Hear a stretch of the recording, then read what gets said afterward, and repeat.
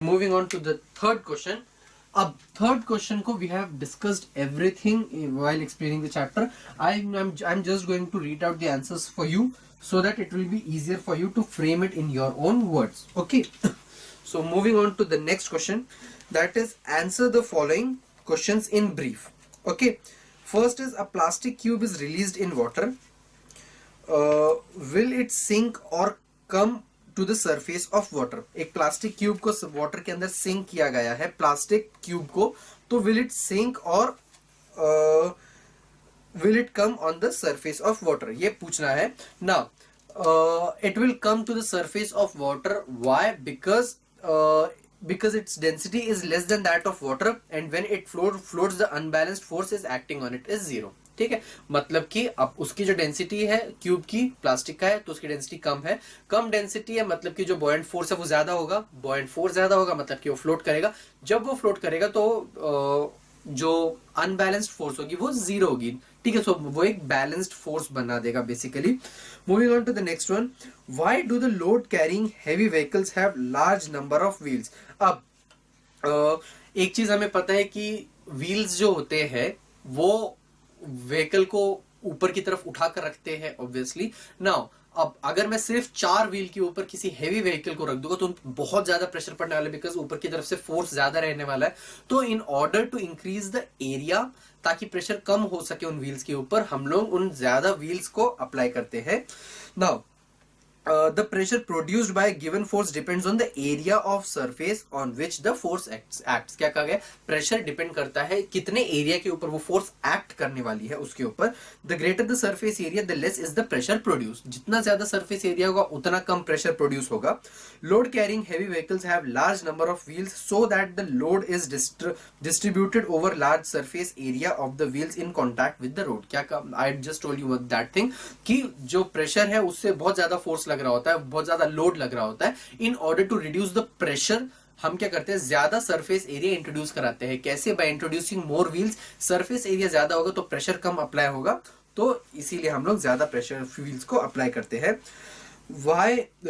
How much pressure do we carry on our head? Why don't we feel it? Okay, हम लोग basically हमारे sir के ऊपर atmospheric pressure को feel करते हैं, which is approximately equal to 1 atmosphere. 1 atmosphere कितना होता है? 101 into 10⁻³ pascal, which is a lot of pressure. So the air pressure at sea level is about 101 into 10⁻³ pascal. That is 1 atmosphere. This is pressure we carry on our head. The cavities on our head in our body are filled with air and arteries and veins are filled with blood. Their pressure balances the pressure due to the atmosphere. क्या कहा? हमारी body के जो अंदर जो cavities होती है वो एयर से फिल होती है और बॉडी की जो आर्टरीज होती है वो ब्लड से फिल्ड होती है, इसीलिए हमारी बॉडी के अंदर ऑलरेडी प्रेशर होता है.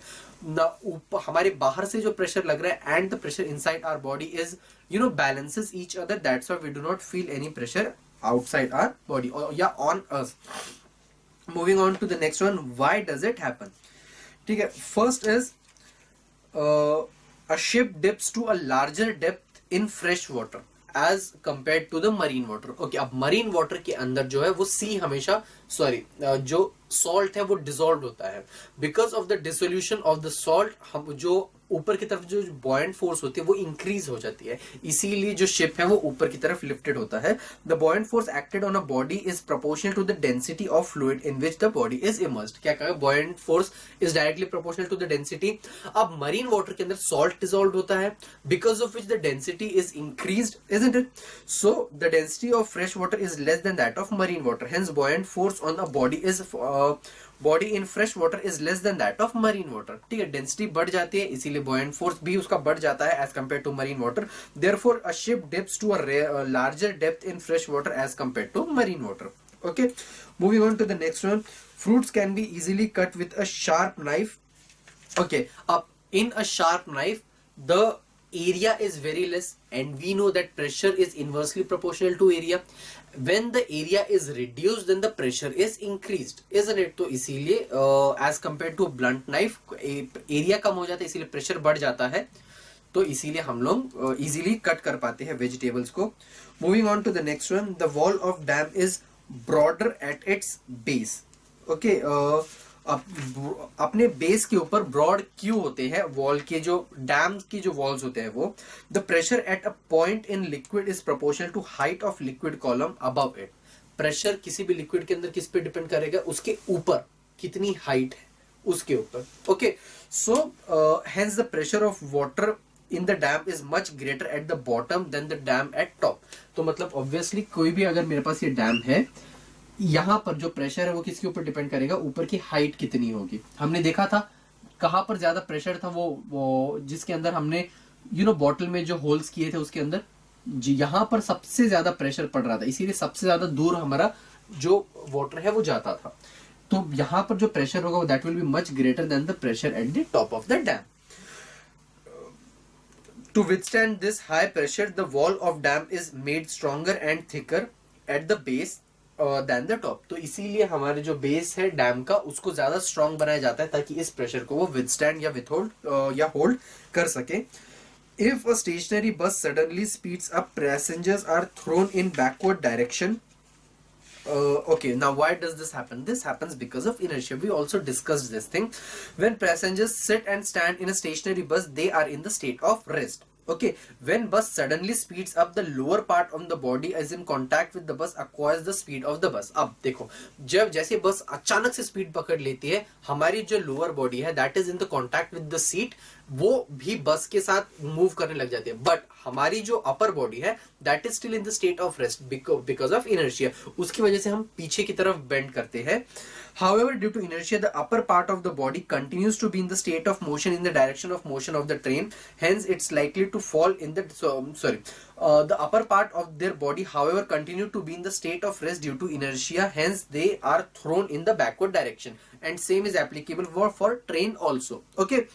Now, moving on to the next part, complete the following tables. Okay, now before getting on to the numericals of the exercise, let's move on to the numericals of the solved ones. Okay, जो text book के अंदर है, जो solve वाले हैं। सो solve examples की तरफ सबसे पहले हम लोग चलते हैं। First is the area of bottom of a tiffin box. Okay, this is the solve one.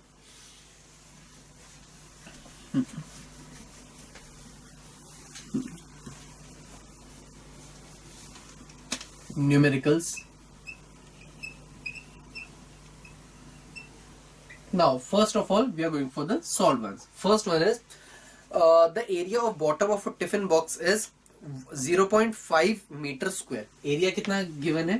Area is equal to 0.25 meter square, and then and weight is 50 Newton. Weight कितना है?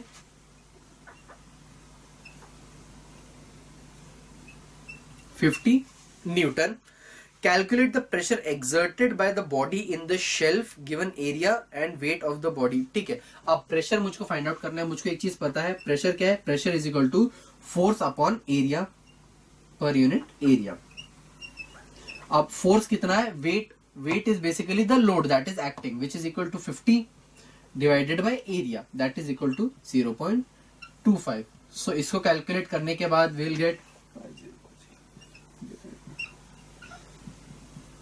200 पास्कल या फिर newton per metre square. Okay, moving on to the next one, calculate the relative density of iron if density of water is 10⁻³ kg per metre cube.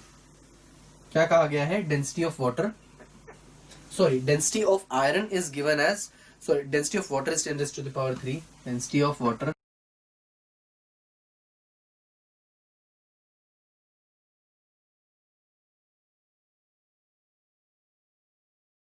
and density of iron is 7.85, density of iron into 10⁻³ kg per meter cube. Okay, given density of water हमको पता है, density of iron हमको पता है, हमको relative density निकालनी है। Relative density का डायरेक्ट हमारे पास फॉर्मूला होता है, relative density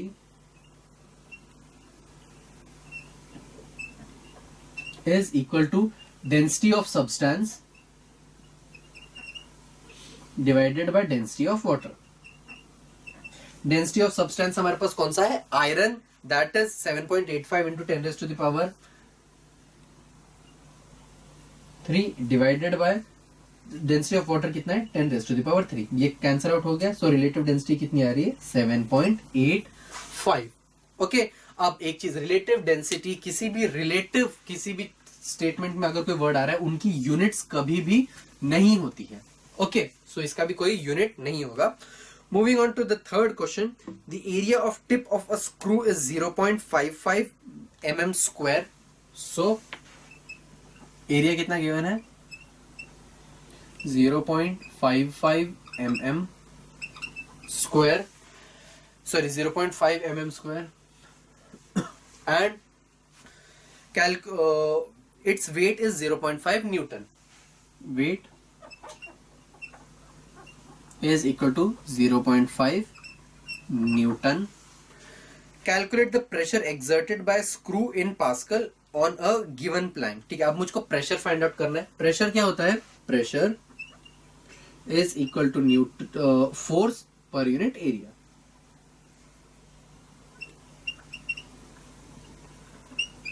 अब फोर्स है मेरे पास कितने में, 0.5। अब एरिया की अगर बात करें तो देखिए मेरे पास मीटर mm² में, सो mm को मुझको मीटर में करना पड़ेगा। mm को मैं मीटर में कैसे कर सकता हूं, डिवाइडेड बाय 10⁻³ तो उससे, लेकिन यहाँ पर मेरे पास mm² है, तो मैं इसको किससे डिवाइड करूंगा, 10⁻6 से। सो mm² को अगर मीटर स्क्वायर में करना है, so always multiplied by 0.5 into 10⁻6 metre square. 10⁻6 से हम मल्टीप्लाई करते हैं to convert it into metre square, तो ये हो जाएगा 0.5 into 10⁻6 which will be equal to 10⁻, ये this is newton, this is metre square, तो हमारा आंसर है 10⁻6 newton per metre square. And newton per metre square कितना होता है, pascal, so this is equal to 10⁻6 pascal. Okay, now you can do the solved ones ahead. We'll go for the numericals of the exercise now.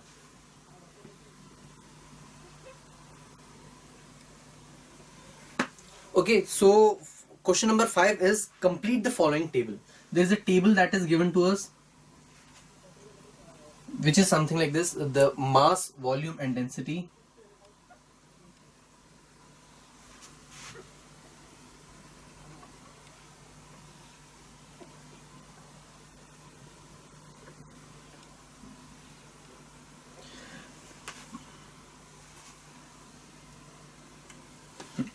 And mass is 350, volume is blank, and volume is 175, density is blank, and then mass is blank, volume is 195, and density is 4. Okay, अब हमें इन blanks को fill करना है। हम लोगों को units given है, mass is in kg, volume is in metre cube,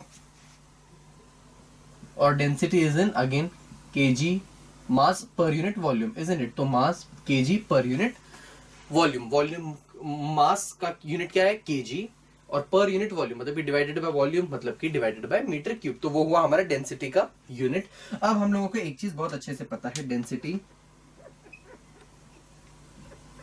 is equal to mass upon volume. ठीक है, अब यही फॉर्मूला हम यूज करेंगे फर्स्ट केस के लिए। मास कितना है, 350, डेंसिटी कितनी है, डेंसिटी मुझे फाइंड आउट करनी है, so density is equal to mass given है 350 divided by 175। Okay, so which will be equal to 2। Okay, 350 divided by 175 is equal to 2, yes, तो ये आएगा 2 kg per metre cube.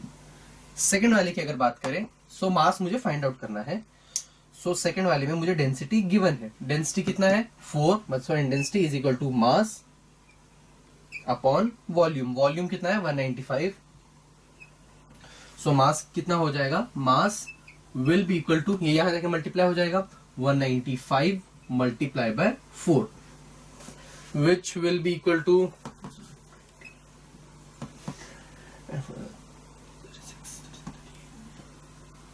7 780 kgs, ठीक है, क्योंकि मास हम किसमें kg में कैलकुलेट कर रहे हैं. So this is equal to 780 kg. Okay sorry, this is 190.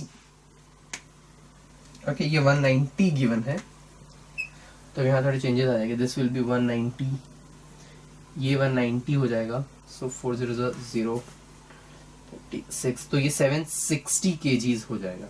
Okay, so 760 kg is the mass. ये हुआ फर्स्ट टेबल. अब ऐसे ही और एक टेबल गिवन है हमारे टेक्स्ट बुक में, दैट इज टेबल 2. टेबल 2 में हम लोगों को तीन चीजें गिवन है: density of metal, density of water and relative density हमें फाइंड आउट करनी है. Density of metal, rho of metal, और क्या गिवन है? रो ऑफ वाटर गिवन है, और हमें क्या फाइंड आउट करना है? Relative density.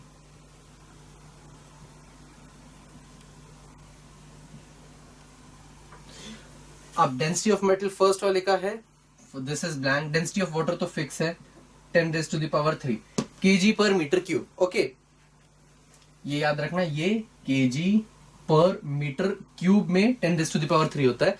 अगर ग्राम पर सेंटीमीटर क्यूब पूछा गया तो ये 1 होता है सिर्फ. Density of metal will also be in kg per metre cube.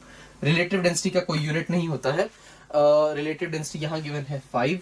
यहाँ पर मुझे रिलेटिव डेंसिटी फाइंड आउट करनी है, ये तो सेम रहेगा. And density of metal is given as 8.5 into 10⁻³ okay, अब एक चीज हमको पता है, relative density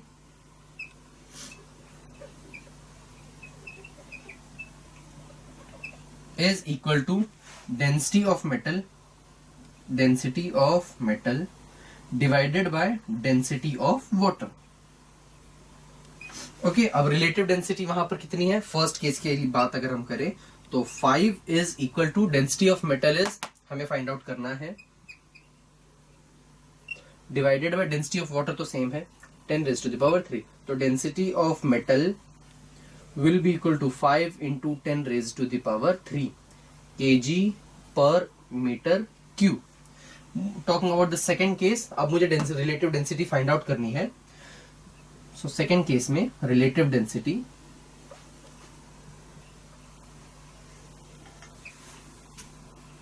will be equal to density of metal upon density of water. मतलब कि 8.5 इंटू 10⁻³ डिवाइडेड बाय 10⁻³. तो आंसर कितना आ रहा है? 8.5. तो ये है relative density in second case. There is one more table that is given to us, जिसमें वेट और हमको एरिया गिवन है और हमें प्रेशर फाइंड आउट करना है.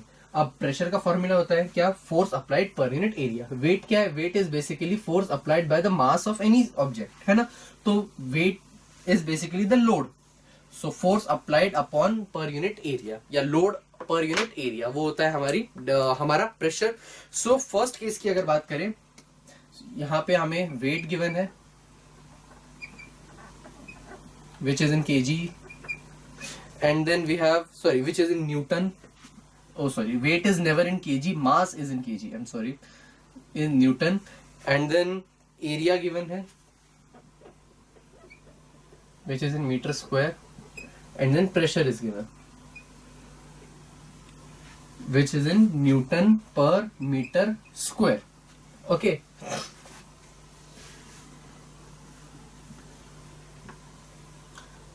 अब फर्स्ट केस के अंदर हमको वेट फाइंड आउट करना है. Area is 0.04 metre square and pressure is 20,000 pascal. And second case के अंदर मुझे ये 1500 गिवन है, एरिया इज 500 और मुझे प्रेशर फाइंड आउट करना है. मुझे एक चीज पता है, pressure is equal to force applied per unit area. अब फर्स्ट केस की अगर हम बात करें तो प्रेशर कितना है? 20,000 is equal to force applied मुझे फाइंड आउट करना है या वेट मुझे फाइंड आउट करना है, divided by area is 0.04. So force कितना हो जाएगा? फोर्स या फिर weight will be equal to 20,000 multiply by 0.04. अब ये 200 इंटू 4 इज 800. सो कितना आ रहा है 800 न्यूटन। यह आया हमारा फर्स्ट केस के अंदर। नेक्स्ट इज अब second case, again same formula, pressure is equal to force applied per unit area. So pressure इसमें मुझे फाइंड आउट करना है, ब्लैंक है। So pressure is equal to force कितना है 1500 पर यूनिट एरिया, एरिया कितना है 500 मीटर स्क्वायर। सो ये कितना हो जाएगा 3 न्यूटन पर मीटर स्क्वायर, या फिर जिसको हम लोग पास्कल के नाम से भी जानते हैं। ओके, अब ये हुआ हमारा फर्स्ट क्वेश्चन। अब this was a very easy one, there were just 3 formulas that were used, और पूरे चैप्टर में यही 3 फॉर्मूले जो सबसे ज्यादा इंपॉर्टेंट है। Okay, moving on to question number 6 and let's see what they have asked us. Question number 6 में the density of a metal is 10.8 into 10 raised to the power 3 kg। क्या गिवन है, density of metal is equal to 10.6 into 10 raised to the power 3 kg per meter cube and find relative density of metal। हमको relative density पता करना है।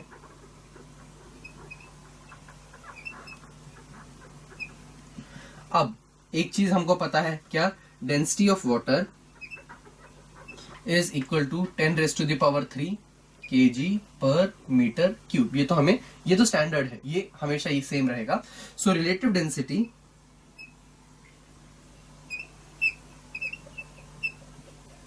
Will be equal to density of metal, मतलब कि 10.6 into 10 raise to the power, density of metal divided by density of water, which is equal to 10.6 into 10 raised to the power 3 divided by 10 raised to the power 3। तो density of metal कितना आ रहा है 10.6। इसका तो कोई unit होता नहीं है, so directly 10.6, easy। Moving on to the next one, question number 7 में देखते हैं क्या पूछा गया हमसे। क्वेश्चन नंबर 7 में हमसे पूछा गया है volume of an object is 20 centimetre cube and mass is 50 grams.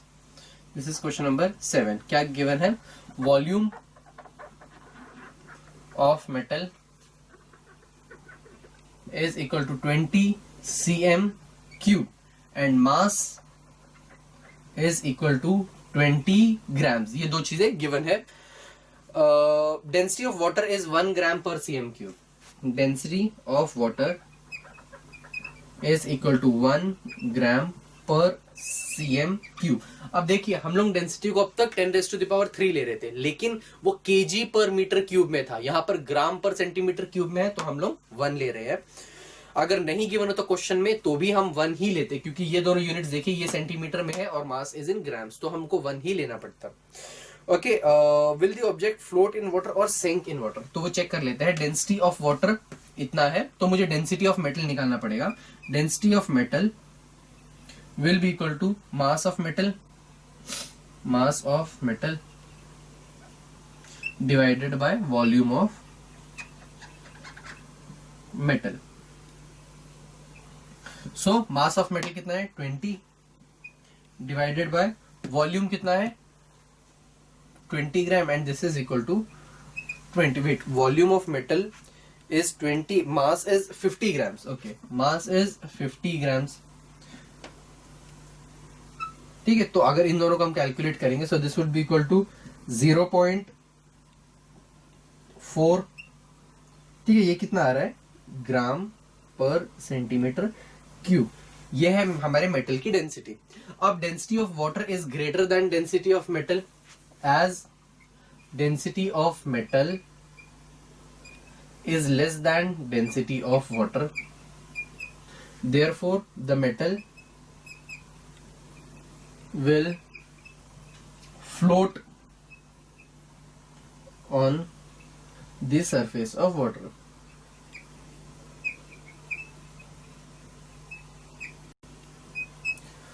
Question number 8 की अगर बात करें, the volume of a plastic covered sealed box is 35 centimetre cube, volume पता है, and block box has a mass of 50 grams. Will the box float on water और sink in water? Okay, अब ये this is exactly the same question, again same चीज आपको करनी है, volume find out करो, डेंसिटी आपको sorry mass per unit volume को यूज करके, और उसके बाद चेक करो कि वो 1 ग्राम पर सेंटीमीटर से ज्यादा है या कम है। अगर ज्यादा है तो वो सिंक करेगा, और अगर लेस देन वो 1 है तो फिर वो फ्लोट करेगा ऊपर की तरफ। हमको 1 ही क्यों लेना है? बिकॉज जो यूनिट है अगर आप देखोगे तो वो सेंटीमीटर और ग्राम्स में गिवन है। So depending on the unit हम लोग रिलेटिव डेंसिटी फाइंड आउट करने के लिए जो डेंसिटी ऑफ वाटर है उसको चेंज करते हैं। अगर केजी पर मीटर क्यूब में तो वी विल यूज 10⁻³ केजी पर मीटर क्यूब, और अगर ग्राम पर सेंटीमीटर में है तो 1 ग्राम पर सेंटीमीटर क्यूब।